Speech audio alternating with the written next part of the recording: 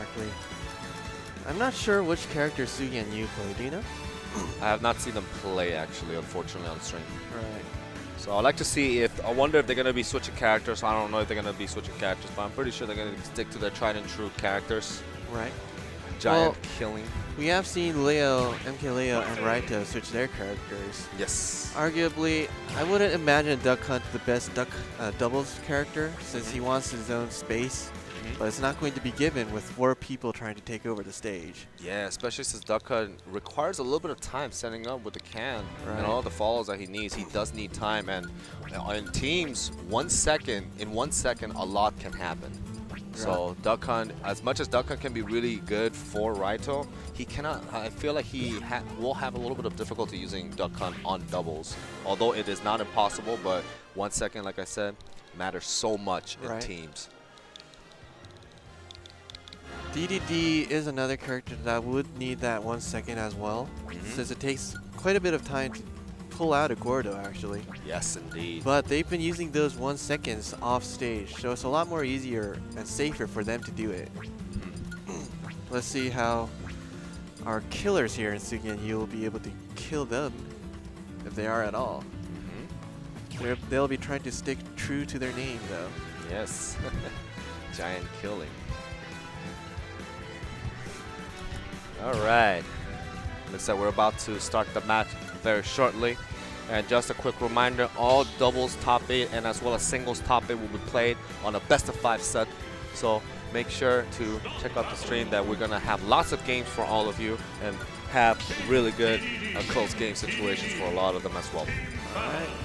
So we are hearing the King DDD up against Cloud and Ganondorf. Ooh, interesting characters. Cloud, in Ultimate, Cloud did not get a lot of good representation because he did get a lot of nerfs in respects of a lot of his normals.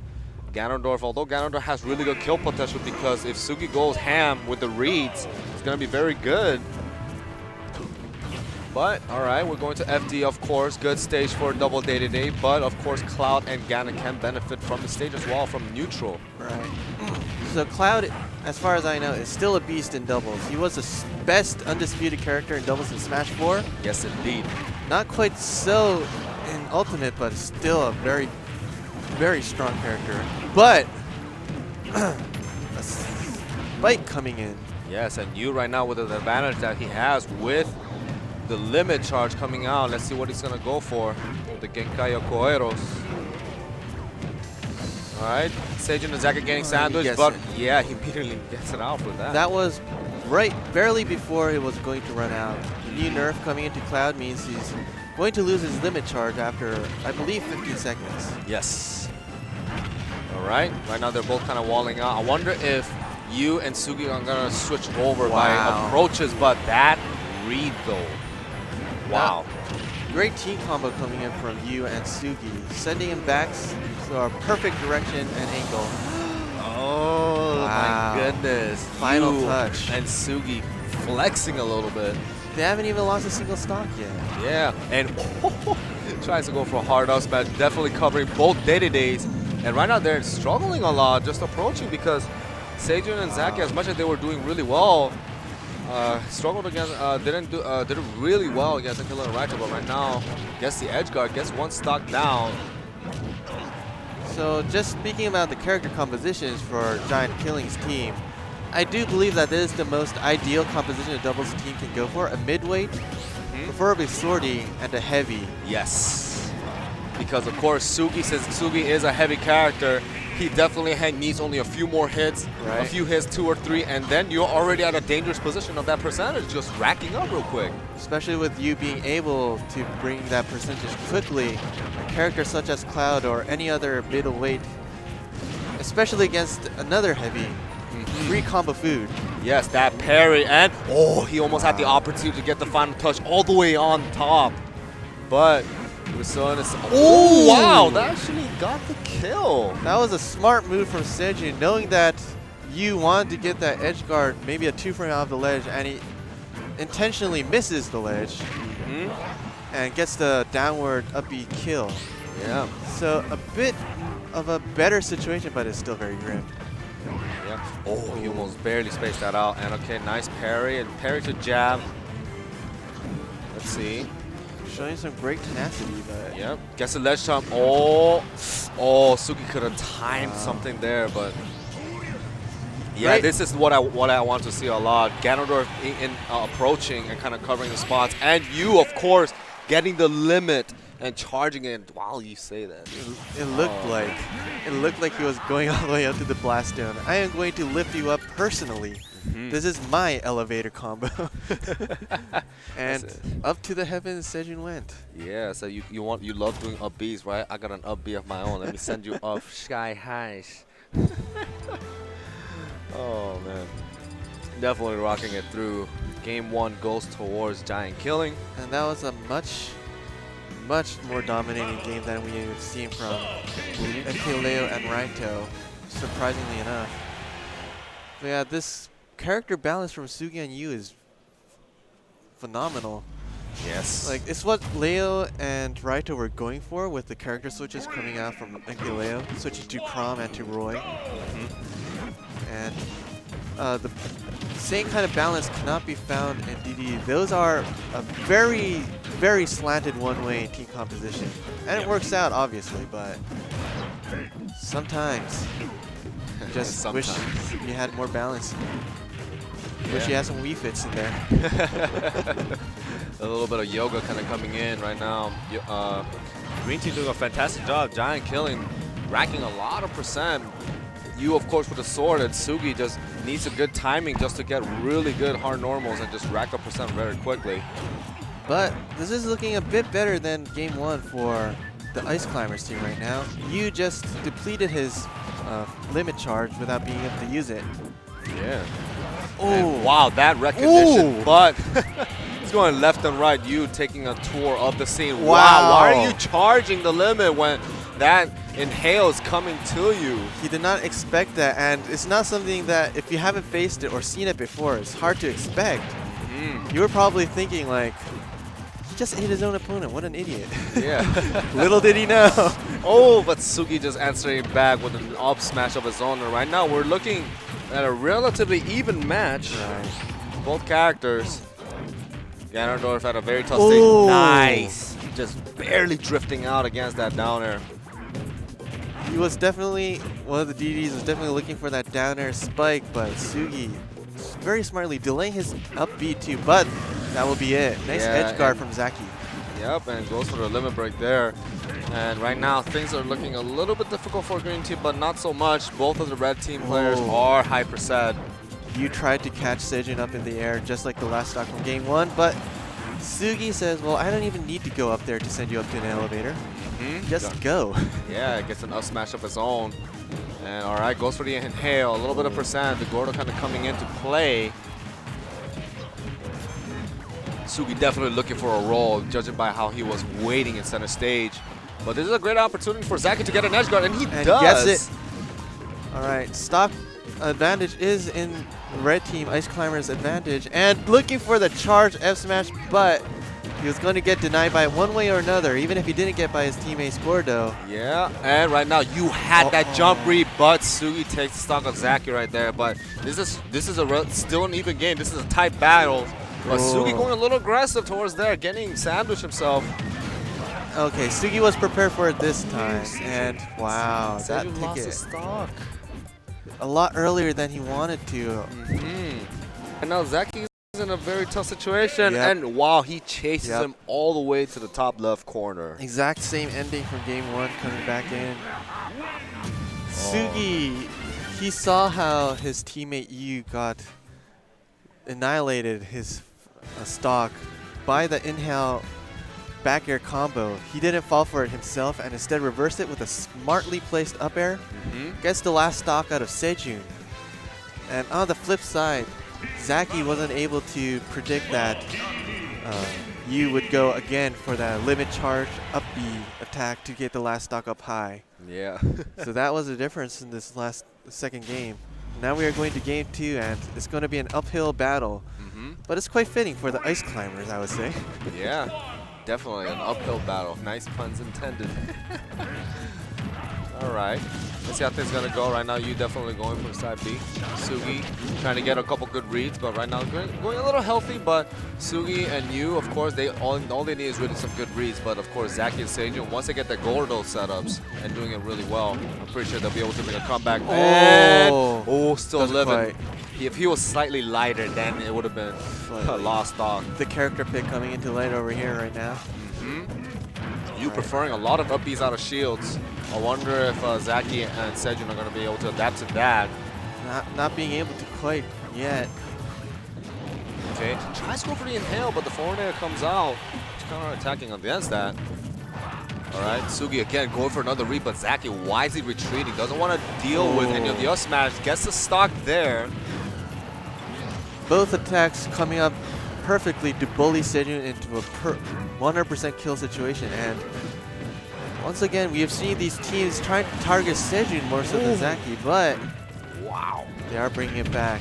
Yeah, really good edge guard scenarios for both Seijun and Zaki right now. They got that stock against you, and right now we're looking at a similar situation from their matches in Game 1 where they had a slight lead with Zaki high percent. Zaki definitely is a tanker of the entire the team, probably. He's been able to take in a lot more pressure than Seijun has been able to these last few games. I believe in the earlier games, Seijun was the one who was surviving for longer, but the roles have been switched quite a bit. And it looks like Zaki definitely prefers kind of spacing things out. Tries to go for a limit break, but doesn't go just wide. And right now, opportunity. Zaki had the read, but you escapes it with an air dodge. And Zaki's still living on his first stock, while Sugi and Yu build up percentage more and more on their second each. And definitely, oh my goodness. Once again, throwing Seijun into the up smash of Ganondorf, and that will be a kill no matter what.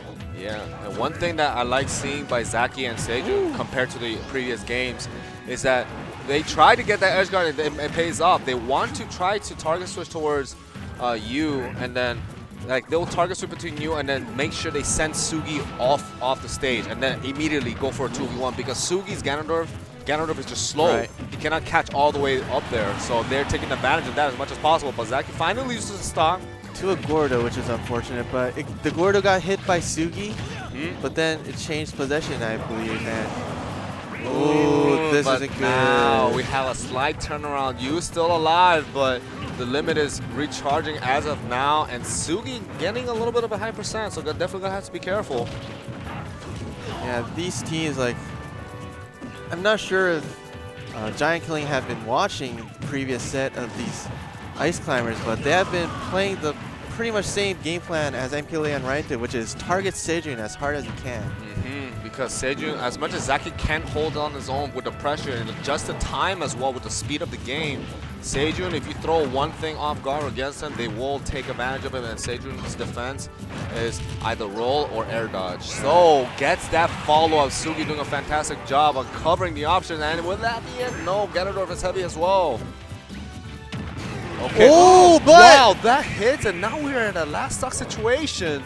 Seijun versus Yu, and Yu does have his limit charge, but if Seijun can deplete it, he wants for down smash if it were a forward smash or something else, and okay, it exhausts the limit, and now this is a nail-biting game 3.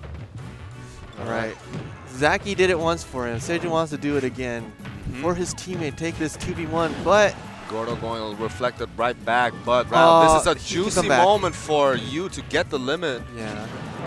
Is he gonna read? He not tries quite. to. I wonder if he wanted to double jump and then bait Seijun from air dodging. I wonder if he was looking for that, but okay, barely gets the punish.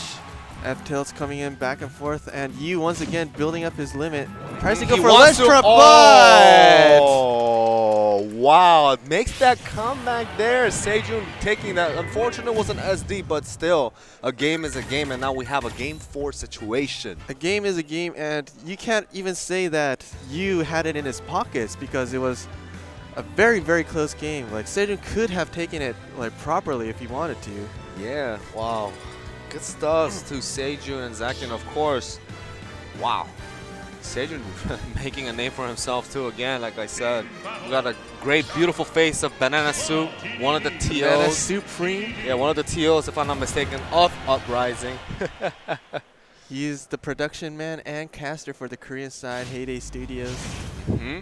But we do not want to see more of that. We want to see more yellow stuff and use beautiful cloud hair. Yes, I don't know why I said that. Oh man. Back to the match. You right there, it seemed a little weird because Sugi just stood there still, and then Sejun and Zaki were kind of like taking the time right behind them. And you just immediately just charged limit. All the way up.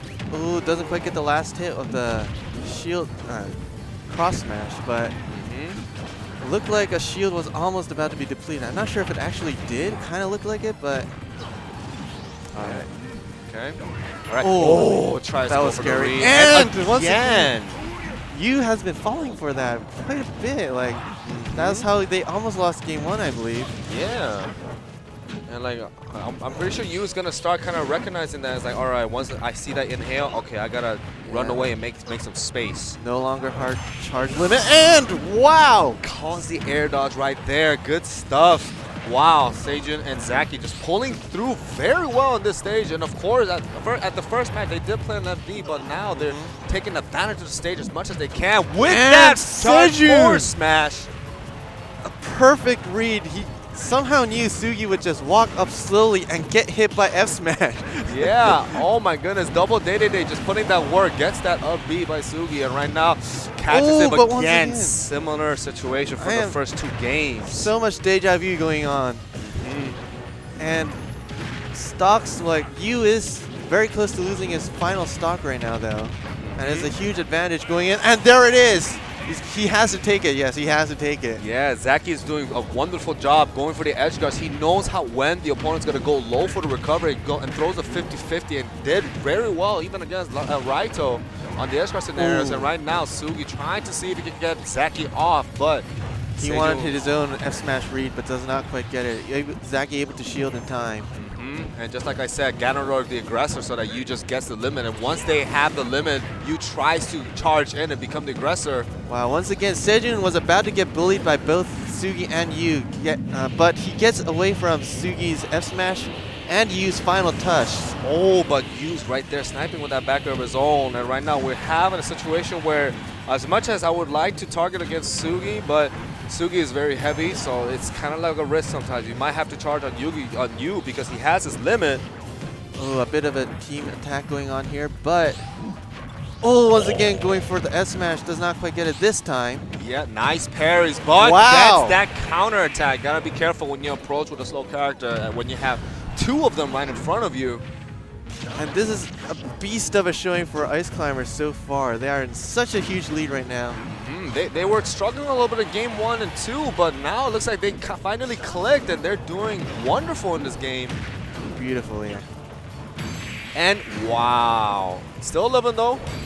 But not anymore. Catches right there. Zaki again catching all these edge guard situations. He covered once on the low recovery, and now he's going to cover high recovery. Really good 50-50s and RPS situation on edge guards, and he, of course, really smart player recognizing a lot of those edge guard situations.